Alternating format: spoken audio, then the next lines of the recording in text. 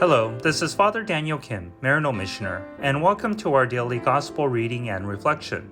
Today's Gospel reading is according to St. Matthew, chapter 11, verses 20 to 24. Jesus began to reproach the towns where most of his mighty deeds had been done, since they had not repented. Woe to you, Chorazin! Woe to you, Bethsaida! For if the mighty deeds done in your midst had been done in Tyre and Sidon, they would long ago have repented in sackcloth and ashes. But I tell you, it will be more tolerable for Tyre and Sidon on the day of judgment than for you. And as for you, Capernaum, will you be exalted to heaven? Will you go down to the netherworld? For if the mighty deeds done in your midst had been done in Sodom, it would have remained until this day. But I tell you, it will be more tolerable for the land of Sodom on the day of judgment than for you. The Gospel of the Lord. Praise to you, O Lord Jesus Christ.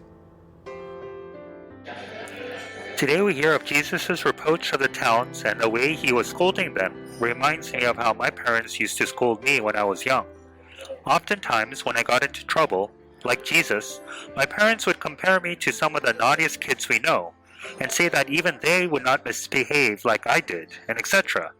Much like what Jesus said about Chorazin and Bethsaida, that even Tyre and Sidon would have repented in sackcloth and ashes, and that even Sodom would be better off than that of Capernaum on the day of judgment.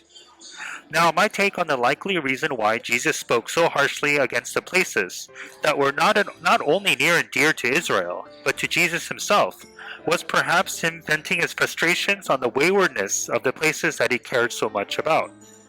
Similarly to parents, where many of their frustrations with their children who they love dearly are vented in a hyperbolic way.